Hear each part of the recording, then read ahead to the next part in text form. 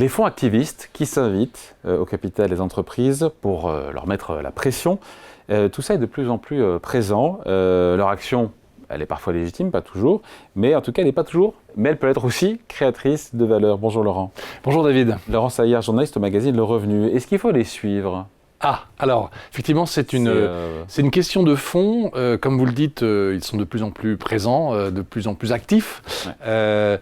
On rappelle peut-être un petit peu ce que c'est un fonds activiste, c'est-à-dire ce sont des investisseurs, en général, effectivement, au sein d'un fonds, qui vont chercher à influer sur la direction d'une société, sur la gouvernance et bien entendu à travers le cours de bourse. Warren Buffett, investisseur émérite, disait que quand un fonds activiste, enfin des activistes arrivent dans une entreprise ou s'y intéressent, c'est que la direction de l'entreprise avait sans doute oublié pour qui elle travaillait. Au fond, c'est toute la question de l'actionnariat. Quand une entreprise décide d'aller en bourse, en fait, elle va, quelque part, elle accepte de perdre le contrôle sur une partie de son actionnariat. Donc, en contrepartie, on pourrait s'imaginer que les actionnaires qui, eux, sont rentrés dans le capital, donc ont un pouvoir, c'est souvent pas le cas. Quand on est actionnaire minoritaire, c'est pas toujours le cas. Donc, on a demandé à notre journaliste Jean-Jacques Manceau de faire un petit peu le point sur tout ça, avec le talent qu'on lui connaît, et de regarder, au fond, finalement, de répondre à votre question. C'est vrai que la stratégie activiste, en fait, alors certains considèrent que les activistes ont une fonction utile dans l'écosystème financier. Parce qu'en fait, ils cherchent effectivement, ils s'intéressent à des cibles où il y a des choses qui ne marchent pas. Une équipe de direction qui ne fonctionne pas bien, une gouvernance qui défaille, des inefficiences, un cours de bourse qui ne semble pas adapté au potentiel de l'entreprise. Donc, les activistes, ils vont avoir au départ des revendications précises, ils vont essayer de regrouper à la fois les petits actionnaires et puis peut-être d'autres fonds ou des institutionnels qui ont finalement le même point de vue, et essayer d'influer. Alors ça passe souvent par le cours de bourse, ce qui fait qu'en fait, dans un premier temps, on sent bien que les intérêts ne sont pas alignés, parce que les dirigeants, enfin dire les propriétaires majoritaires et dirigeants d'entreprise, eux, ils ont une vision de long terme. Les activistes vont avoir une vision de court terme, puisqu'en fait, leur principal moyen d'action, c'est le cours de bourse. Ça peut bien sûr ensuite évoluer dans le temps. Mais alors, dans le cas extrême, qui est le plus courant, celui qu'on connaît, on va dire le plus médiatique, les activistes vont vendre à découvert l'action. Ils vont la shorter, comme on dit dans le métier. Ce qui est paradoxal, on se dit, mais s'ils veulent l'intérêt de l'entreprise, faire baisser le cours de bourse, ça semble un petit peu paradoxal. Oui. Ça va être un moyen d'action. Notamment parce que l'opinion publique s'intéresse plus en général aux mises en garde qu'aux choses qui marchent. D'autant que si la cour de l'action baisse, vous le disiez, mais c'est plus dans l'intérêt des actionnaires. À court terme, tout du moins à court terme. Alors voilà, c'est-à-dire que est-ce que les activistes sont des lanceurs d'alerte et ils sont en mission, donc peut-être en partie, sur des entreprises qui ne marchent pas bien, où la gouvernance pose problème. Alors, que nous disent un petit peu les études là-dessus ? En général, alors il y avait une étude qui avait été faite en Europe fin 2022 sur les... Alors là, c'était vraiment les vendeurs à découvert activistes extrêmes. Et là, on voit, globalement, on voit que dans ce cas de figure précis, le cours de bourse, que ce soit 3 jours après, 2 mois après ou 6 mois après, il va beaucoup moins bien.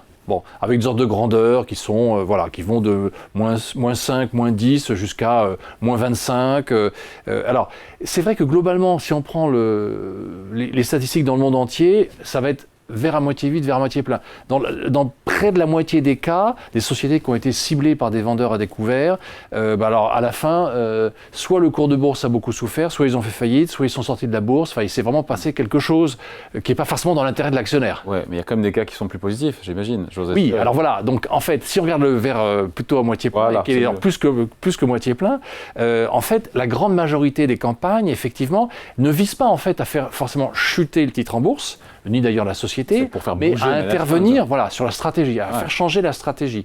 Et la gouvernance pour en gros donc créer de la valeur, parce qu'en fait c'est ça l'objectif, en tout cas invoqué, créer de la valeur. Alors souvent il y a des histoires de fusion-acquisition, c'est-à-dire on considère que le groupe devrait se rapprocher d'un tel, acheter un tel, être racheté par un tel, etc. Si on prend le cas français avec des sociétés qu'on connaît bien. Si on regarde récemment, on va dire sur presque les 10 dernières années, on pense qu'à peu près 20% des entreprises du CAC 40 ont été à un moment ou à un autre influencées par des stratégies de ce genre. Alors, il y a des cas précis qu'on connaît, enfin, il y a Casino, Lagardère, Pernod Ricard quelques années avant, il y a eu Safran, Saint-Gobain, et puis dans la cote, enfin dans les valeurs moyennes, il y a aussi des exemples qui sont illustrés avec Solution 30 et SOS Imagotag, où là, effectivement, il s'est passé des choses assez importantes sur le cours de bourse. Alors, ça intéresse les pouvoirs publics aussi parce qu'il y a eu en 2019 un rapport parlementaire qui a été fait par Éric Woerth, ancien ministre du Budget, en tant que député de l'Oise et donc rapporteur sur cette mission. Bon, l'idée c'est de se dire comment est-ce qu'on va encadrer, comment est-ce qu'on peut encadrer l'action des fonds activistes. Et ça effectivement c'est difficile, mais en réalité en soi c'est pas gênant que les actionnaires cherchent à être actifs. Alors l'exemple qui était dans l'esprit de tout le monde à l'époque c'était Pernod Ricard parce que fin 2018 le fonds Elliott Management, alors que Pernod Ricard avait de très bons résultats, avait acquis 2,5% du groupe de boissons alcoolisées et considérait que, au fond, Pernod Ricard pouvait mieux faire, que les marges n'étaient pas assez bonnes, que la performance du groupe n'était pas à la hauteur de son potentiel. Et donc, enfin, là, c'est un cas de figure positif, on va dire, puisque en fait, il y a eu des discussions et en réalité, Pernod Ricard a légèrement rectifié à la fois son plan stratégique et puis a mis en place une nouvelle gouvernance. Donc ça, c'est un cas de figure plutôt positif. Bon, quelle est la tendance dominante en ce moment sur le marché ? Alors, donc, c'est difficile sur le constat. On va dire que globalement, quand on regarde en tout cas les chiffres américains, parce que l'activisme, c'est quand même surtout un truc américain, ou anglo-saxon, on va dire, avant d'être devenu français ou européen. Globalement, quand on regarde les statistiques du gendarme boursier américain, la SEC, on voit que chaque fois qu'il y a eu des opérations, sur les 20 dernières années, ça s'est plutôt traduit par une création de valeur. Mais en fait, c'est difficile de faire la part des choses, parce que si vous prenez les 20 dernières années, je crois, arrêtées c'était 2017, sur le marché américain, faire la part des choses, il y a aussi la performance du marché par lui-même. Donc, et si on regarde en Europe, on voit globalement sur une étude de 2017 qu'il y aurait effectivement, dans la plupart des cas, des sorties plutôt positives. Alors, mais bon, ça peut être parfois très douloureux. On a des exemples en tête entre, par exemple, 2018 et 2021. C'était le cas de Lagardère, un fonds qui s'appelle Amber Capital, basé à Londres, qui acquiert jusqu'à 18% du capital du groupe et qui, alors là, fait une campagne publique, vous vous en souvenez, quand même assez forte, un dépôt de plainte pour achat de vote, abus de biens sociaux, compte inexact, information fausse ou trompeuse contre la société, ça c'était avril 2021. Et bon, la suite de l'histoire on la connaît, c'est qu'en fait la famille Lagardère Arnaud Lagardère a perdu le contrôle du groupe au profit de Vincent Bolloré. Il y a eu un autre cas, alors plus récent, tout près, on est encore dedans, c'est Casino. En fait, on a oublié que le fonds américain Muddy Waters avait dès 2015 en fait alerté sur l'endettement excessif de Casino. Oui. Et donc, alors, et en fait, le cours avait dévissé lorsque Muddy Waters avait dit qu'en gros, le cours de bourse était nettement surévalué par rapport à son cours réel à cause de l'endettement. Et en fait, Jean-Charles Naouri, à l'époque, n'avait pas modifié sa stratégie. Et donc, ça s'est, là, pour le coup, plutôt mal terminé, puisque tout s'est dégradé. Et puis après, il y a eu le mur de la dette avec la remontée des taux. Sur 2024, quelles sont les perspectives, là ? Alors, en fait, on pense qu'a priori 2024 aurait plutôt confirmé la tendance, c'est-à-dire qu'il y a une étude récente de la Banque Lazare sur l'Europe qui nous montre qu'effectivement c'est devenu aussi un vrai phénomène européen, même si les gros acteurs de ce marché sont américains. Je crois que les 5 plus gros requins, on va dire fonds requins, ils font à peu près ils ont une puissance de frappe de 100 milliards de dollars, mais dans certains cas, alors c'était un fonds anglais, mais on n'oublie pas que le PDG de Danone, Emmanuel Faber, il a quand même perdu son poste parce qu'il y avait un fonds qui trouvait que les résultats étaient insuffisants, alors qu'il y avait une toute petite participation dans le capital. Et en fait, donc apparemment, en Europe, maintenant, on a beaucoup de campagnes. Je crois qu'il y a un chiffre, une statistique qui dit que ça fait à peu près 5 campagnes activistes par semaine. Donc c'est quand même important. Alors, en fait, on pense qu'il va y avoir un rebond. C'est quoi le conseil qu'on donne pour ceux Alors, le conseil qu'on donne, c'est déjà, je réponds à votre question, c'est-à-dire qu'effectivement, rebond probable des opérations avec, des taux d'intérêt qui peuvent baisser, donc qui facilitent les opérations. Et puis, alors il y a un exemple récent, c'est là, mi-février, on a vu Criteo, la société de publicité digitale française, cotée au Nasdaq, attaquée par un fonds britannique, je crois, Pedrus Advisors. Et là, en fait, pareil, demande de changement de stratégie, obtenir des postes au conseil d'administration, etc. Récemment encore, il y a aussi Atos, parce qu'il y a le fonds Siam qui s'oppose au fait que Daniel Kretinsky reprête une partie du groupe à ce prix-là.